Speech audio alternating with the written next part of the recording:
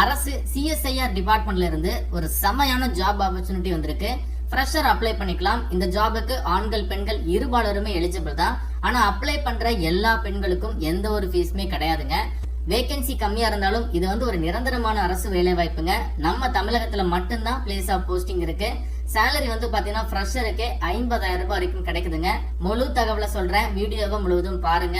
நம்ம சேனலை first time பாக்குறீங்க அப்படின்னா சேனலை உடனே சப்ஸ்கிரைப் பண்ணுங்க. மறக்காம இந்த வீடியோக்கு ஒரு லைக் கொடுங்க.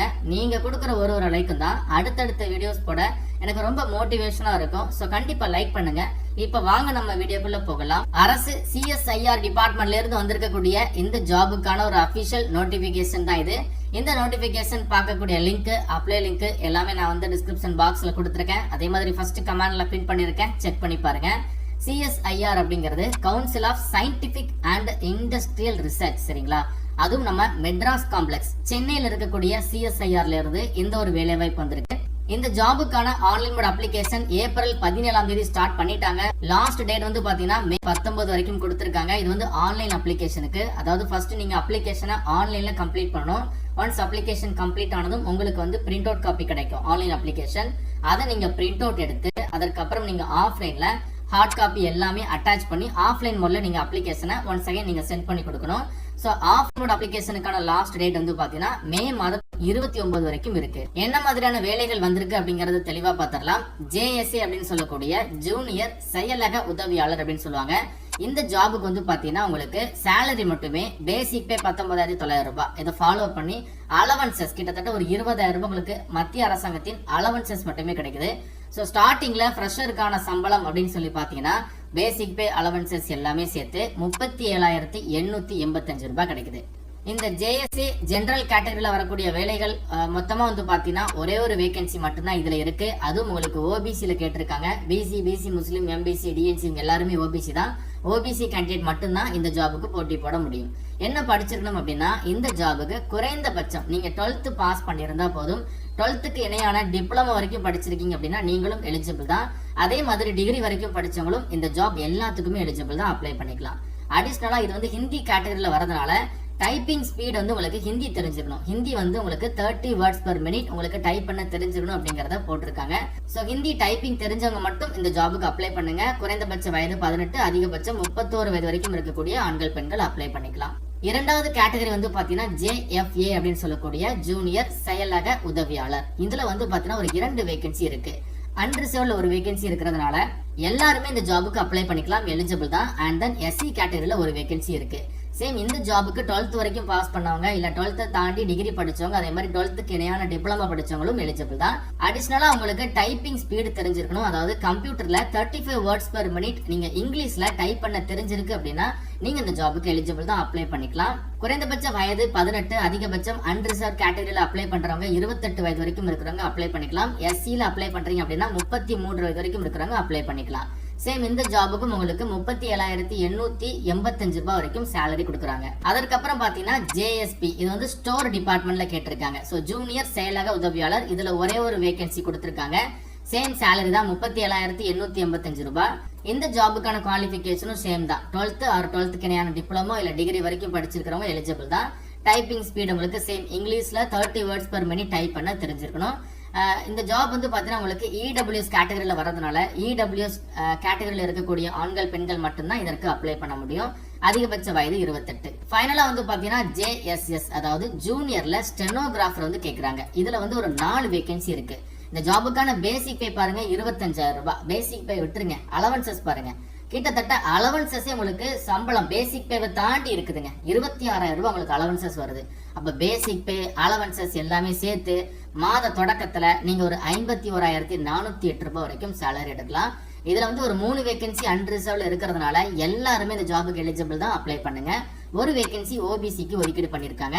அன்ரிசர்வ்ல அப்ளை பண்ற பட்சத்துல அதிகபட்ச வயது 27, ஓபிசிக்கு அப்ளை பண்ற பட்சத்துல அதிகபட்ச வயது 30. இந்த ஜாபுக்கு என்ன படிச்சுக்கணும்? இது ஸ்டெனோகிராஃபர் ரிலேட்டடா வர்றதுனால 12th முடிச்சுட்டு 6 டிப்ளமோ முடிச்சுட்டு 6 டிகிரி முடிச்சுட்டு அதை ஃபாலோ பண்ணி நீங்க வந்து பாத்தீங்கன்னா ஷார்ட் ஹேண்ட் வந்து படிச்சிருக்கணும். அது இங்கிலீஷ்ல முடிச்சிருந்தாலும் ஓகே தான். 80 வேர்ட்ஸ் பெர் மினிட் உங்களுக்கு ஷார்ட் ஹேண்ட் தெரிஞ்சிருக்கணும் அப்படிங்கறத போட்டிருக்காங்க. சோ இந்த ஜாபுக்கு பேசிக் பேவை தாண்டி எக்கச்சக்கமான அலவன்சஸ் கொடுக்குறாங்க. நிரந்தரமான மத்திய அரசாங்க வேலை வாய்ப்பு. அந்த அலவன்சஸ்ல வந்து பாத்தீங்கன்னா உங்களுக்கு டிஏ அலவன்ஸா இருக்கட்டும், ஹெச்ஆர்ஏ இருக்கட்டும், அண்ட் டிரான்ஸ்போர்ட் அலவன்சஸா இருக்கட்டும், அண்ட் உங்களுக்கு நிறைய எம்ப்ளாயிஸ் பெனிஃபிட்ஸ் ஸ்கீம்ஸ் சொல்லிட்டு நிறையவே கவர் ஆகுதுங்க. அண்ட் இந்த ஜாபுக்கு மல்டிபிள் அப்ளிகேஷனும் போடலாம். அதாவது ஒன்றுக்கு மேற்பட்ட பதவிகளுக்கு நீங்க எலிஜிபிளா இருக்கிற பட்சத்துல தனித்தனியா நீங்க அப்ளிகேஷனை சப்மிட் பண்ணலாம் அப்படிங்கறது சொல்லிருக்காங்க. செலக்ஷன் process வந்து பாத்தீங்கன்னா ஃபர்ஸ்ட் அப்ளை பண்ற கேண்டிடேட்க்கு வந்து ஒரு ப்ரொஃபிஷியன்சி டெஸ்ட், அதாவது ஒரு ஸ்கில் டெஸ்ட் இருக்கும். ஏன்னா இது முழுக்க வந்து உங்களுக்கு வந்து செயலக உதவியாளர், ஸ்டெனோகிராஃபர் இந்த மாதிரி கேட்டகரியில வர்றதுனால டைப்பிங் தெரிஞ்சிருக்கணும், ஷார்ட் ஹேண்ட் தெரிஞ்சிருக்கணும், இந்த மாதிரி போட்டிருக்காங்களா.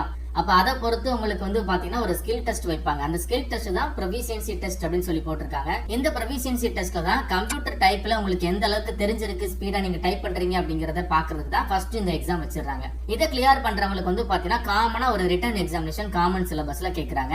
அதை நீங்க கிளியர் பண்ணாலே போதுங்க. மத்தபடி இந்த ஜாபுக்கு இன்டர்வியூ அந்த மாதிரி எதுவுமே கிடையாது. சோ ப்ரொஃபிஷியன்சி டெஸ்ட் அதை ஃபாலோ பண்ணி உங்களுக்கு காம்படிட்டிவ் ரிட்டன் எக்ஸாமினேஷன் வைக்கிறாங்க. ஸ்கீம் ஆஃப் எக்ஸாமினேஷன் அதுல ஸ்கீம் ஆஃப் ப்ரொஃபிஷியன்சி டெஸ்ட் தனியாவே கொடுத்திருக்காங்க. சோ உங்களுக்கு டைப்பிங் எந்த மாதிரி தெரிஞ்சிருக்கணும், எந்த மாதிரி உங்களுக்கு क्वेश्चंस கேட்பாங்க, எல்லாமே தெளிவா இருக்கு. அதையும் நீங்க செக் பண்ணி பாருங்க.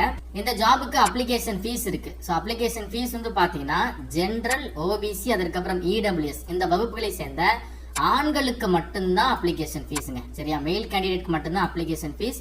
எஸ்சி எஸ்டி அப்ளை பண்ற எல்லா பெண்கள், எக்ஸ் சர்வீஸ்மேன், பாஸ் வித் டிசபிலிட்டி, சிஎஸ்ஆர்ல ஒர்க் பண்ற எம்ப்ளாயிஸ் இவங்க எல்லாருக்குமே அப்ளிகேஷன் ஃபீஸே கிடையாது. ஸோ இந்த அப்ளிகேஷன் ஃபீஸ் வந்து பார்த்தீங்கன்னா general, OBC, EWS mail candidate மட்டும்தான். உங்க மொத்தமாக ஒரு 500 ரூபாய் போட்டிருக்காங்க. இந்த 500 ரூபாவை நீங்க வந்து ஆர்டிஜிசி பண்ணலாம், இல்லைனா நெஃப்ட் பண்ணலாம், இல்லை ஐஎம்பிஎஸ் பண்ணலாம், இல்லை டெபிட் கார்டு, கிரெடிட் கார்டு மூலமா பே பண்ணிக்கலாம். எப்படி பே பண்றது அப்படின்னா அக்கௌண்ட் வந்து டீடைல்ஸ் கொடுத்துருக்காங்க. இந்த அக்கௌண்ட் நம்பருக்கு நீங்க அப்ளிகேஷன் ஃபீஸை ஆன்லைன்ல பே பண்ணிட்டு உங்களுக்கு ஒரு ரிசிப்ட் கிடைக்கும் இல்லையா, அதை நீங்க எடுத்து வச்சுக்கோங்க. ஸோ அந்த ரிசிப்ட்டை தான் நீங்க ஆஃப்லைன் மோட் ஃபர்ஸ்ட் ஆன்லைன்ல அப்ளை பண்ணணும், அண்ட் தென் நீங்க ஆஃப்லைன்ல அப்ளை பண்ணணும். ஸோ ஆஃப்லைன் அப்ளை பண்ணும்போது அந்த ரிசிப்ட் எல்லாம் சேர்த்து நீங்க சென்ட் பண்ணி கொடுக்குற மாதிரி இருக்கும். அப்ளிகேஷன் ஃபீஸ் இருக்கிறவங்களுக்கு மட்டும் ஃபீஸை பே பண்ணிக்கோங்க. அண்ட் ரிட்டன் எக்ஸாமினேஷனுக்கான சென்டர் வந்து பார்த்தீங்கன்னா சென்னையில மட்டும்தான் இருக்கும். தமிழகத்தை சேர்ந்த எல்லாருமே சென்னை போய் தான் எக்ஸாம் எழுதணும். ஸோ ஃபர்ஸ்ட் நீங்க சிஎஸ்ஐஆர் மெட்ராஸ் காம்ப்ளெக்ஸினுடைய ரெக்ரூட்மெண்ட் பேஜ்ல ஆன்லைன்ல அப்ளிகேஷனை சப்மிட் பண்ணிருங்க. இந்த வெப்சைட் பார்க்கக்கூடிய லிங்க் நான் வந்து டிஸ்கிரிப்ஷன் பாக்ஸ்ல கொடுத்துருக்கேன். 19 மேக்குள்ள நீங்க ஆன்லைன்ல அப்ளிகேஷனை கம்ப்ளீட் பண்ணுங்க. அண்ட் நீங்க ஆன்லைன் அப்ளிகேஷன் கம்ப்ளீட் பண்ணதும் உங்களுக்கு வந்து ஃபைனல் அப்ளிகேஷன் ஜென்ரேட் ஆகி வரும். அதை நீங்க பிரிண்ட் அவுட் எடுத்து வச்சுட்டு அதற்கப்புறம் உங்களுக்கு அப்ளிகேஷன் ஃபீஸ் இருக்குது அப்படின்னா அது நீங்க நெட் பேங்கிங் ஆர் எந்த மோட்ல பே பண்றீங்களோ பே பண்ணிட்டு அந்த ரெசிப்டையும் நீங்க ஜெராக்ஸ் எடுத்து வச்சுக்கோங்க. அதற்கப்புறம் அது கூட வந்து பாத்தீங்கன்னா சப்போர்ட்டிவ் டாக்குமெண்ட்ஸ் எல்லாமே நீங்க செல்ஃப் அட்டாச் பண்ணிருங்க. அதாவது என்னென்ன கேட்டிருக்காங்கன்னா மார்க் ஷீட் கேட்டிருக்காங்க, அண்ட் உங்களுடைய ஏஜ் ப்ரூஃபுக்கு வந்து கேட்டிருக்காங்க, எஜுகேஷன் குவாலிஃபிகேஷன் சர்டிஃபிகேட் கேட்டிருக்காங்க. ஏஜ் ப்ரூஃபுக்கு நீங்க 10th மார்க் ஷீட் வச்சாலே போதும். அண்ட் எக்ஸ்பீரியன்ஸ் சர்டிஃபிகேட் இருக்குது அப்படின்னா எக்ஸ்பீரியன்ஸ் வைங்க. அதே மாதிரி ஃப்ரெஷர் இந்த ஜாபுக்கு எலிஜிபிள் தாங்க. அண்ட் அடிஷனலா வந்து பாத்தீங்கன்னா 1 ரீசன் பாஸ்போர்ட் சைஸ் போட்டோ அதுமே நீங்க செல்ஃப் அட்டாச் பண்ணி, அதாவது பாஸ்போர்ட் சைஸ் போட்டோவை அப்ளிகேஷன் ஃபார்ம்ல ஒட்டி அதுல செல்ஃப் அட்டாச் பண்ணிருங்க அப்படிங்கறத கொடுத்திருக்காங்க. இந்த மாதிரி எல்லா சப்போர்ட்டிவ் டாக்குமெண்ட்ஸுமே நீங்க எடுத்துட்டு எல்லாத்தையுமே நீங்க ஒரு ஆஃபீஸ் கவர்ல போடுங்க. அந்த சப்போர்ட்டிவ் டாக்குமெண்ட்ஸ், அப்ளிகேஷன் ஃபார்ம் ஆன்லைன்ல ஜென்ரேட் ஆகி வருது, அப்ளிகேஷன் ஃபீஸ் இருக்குன்னா அதோட ரெசிப்ட் எல்லாத்தையும் ஒரு ஆஃபீஸ் கவர்ல போட்டு இந்த அட்ரஸ்க்கு நீங்க சென்ட் பண்ணி கொடுத்துருங்க. சிஎஸ்ஐஆர் மெட்ராஸ் காம்ப்ளெக்ஸ் அட்ரஸ்க்கு நீங்க சென்ட் பண்ணி கொடுத்துருங்க. 29 மேக்குள்ள இந்த அப்ளிகேஷன் போய் சேர்ற மாதிரி சென்ட் பண்ணி கொடுத்துருங்க. அண்ட் ஆஃபீஸ் கவர் ஃப்ரண்ட்ல வந்து application for the post office சொல்லிட்டு எந்த பதவிக்கு அப்ளை பண்றீங்களோ அதை நீங்க மென்ஷன் பண்ணிருங்க. போஸ்ட் கோட் இருக்குது, அதையும் நீங்க தெளிவா எழுதிருங்க. ஒன்ஸ் அகைன் உங்களுக்கு எந்தெந்த டாக்குமெண்ட்ஸ் எல்லாம் வைக்கணும் அப்படிங்கறத தெளிவா கொடுத்துருக்காங்க. சரிங்களா? சோ இதுல 1 by 1 எல்லா டாக்குமெண்ட் என்னென்ன கேட்டிருக்காங்களோ உங்ககிட்ட என்னென்ன இருக்குதோ அது எல்லாத்தையுமே தெளிவா நீங்க அட்டாச் பண்ணிருங்க. அண்ட் இந்த நோட்டிபிகேஷன் எண்ட்ல வந்து பாத்தீங்கன்னா சிலபஸ் காமன் ரிட்டன் எக்ஸாமினேஷன் அப்படிங்கிறது ஒன்று இருக்கு. ஸோ அது வந்து உங்களுக்கு OMR பேஸ்ல தான் கொஸ்டின்ஸ் கேட்கறாங்க. இந்த டிஎன்பிஎஸ்சி குரூப் 4 எக்ஸாம் எழுதிருக்கீங்க அப்படின்னா உங்களுக்கு தெரியும், ஒரு ஆன்சர் சீட் உங்களுக்கு கொடுப்பாங்க. அதுல நீங்க மார்க் பண்ணி ஆன்சர் வந்து மார்க் பண்ணி கொடுக்குற மாதிரி இருக்கும். அப்படி இல்லைன்னா கம்ப்யூட்டர் பேஸ்டு டெஸ்டா கூட இருக்கும். பட் இது வந்து ஒரு ஆப்ஜெக்டிவ் டைப் டெஸ்ட் தான். உங்களுக்கு வந்து 12ஆம் வகுப்பு தரத்துல தான் கொஸ்டின் கேட்கறாங்க. ஒரு ஜாபுக்குமே தனித்தனியா ஸ்கீம்ஸ் போட்டிருக்காங்க. அதை வந்து நீங்க தெளிவா செக் பண்ணி பார்க்கலாம். ஸோ உங்களுக்கு எவ்வளவு டைம்ல கேட்கறாங்க, என்ன மாதிரியான கொஸ்டின்ஸ் இருக்கு. அண்ட் இதுல வந்து முக்கியமா நெகட்டிவ் மார்க்கே கிடையாதுங்க. அப்ப எல்லா கொஸ்டின்ஸ்மே நீங்க வந்து ஆன்சர் பண்ணலாம். ஸோ ஃபர்ஸ்ட் நீங்க வந்து ப்ரொஃபிஷியன்சி டெஸ்ட்டை கம்ப்ளீட் பண்ணணும். அதற்கப்புறம் தான் நீங்க இந்த ஒரு காமன் ரிட்டன் எக்ஸாமினேஷன் எழுதுற மாதிரி இருக்கும். இது ரெண்டையும் நீங்க கிளியர் பண்றீங்கன்னா உங்களுக்கு இந்த ஒரு ஜாப் கிடைச்சிரும். நிரந்தரமான அரசு வேலை வாய்ப்பு தாங்க. உங்களுக்கு ஸ்டார்டிங் சேலரியே வந்து நிறையவே ப்ரொவைட் பண்றாங்க. இன்ட்ரெஸ்டட் கேண்டிடேட் கண்டிப்பா இந்த ஜாபுக்கு அப்ளை பண்ணுங்க. அண்ட் இந்த வீடியோ உங்க ஃப்ரெண்ட்ஸ் எல்லாருக்கும் கட்டாயம் ஷேர் பண்ணி கொடுத்துருங்க. மேலும் ஒரு நல்ல வேலை வாய்ப்பத்தோட நான் உங்களை சந்திக்கிறேன். தேங்க்ஸ் ஃபார் வாட்சிங். See you. Bye.